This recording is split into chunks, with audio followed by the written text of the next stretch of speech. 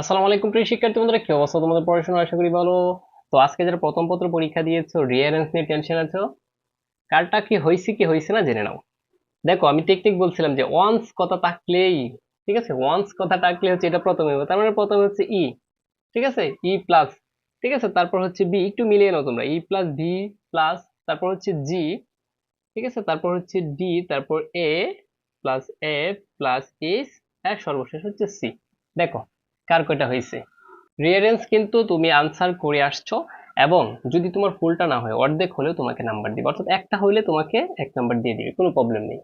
প্রিয় শিক্ষার্থী বন্ধুরা, কার কার হয়েছে অবশ্যই কমেন্ট বক্সে জানাবা।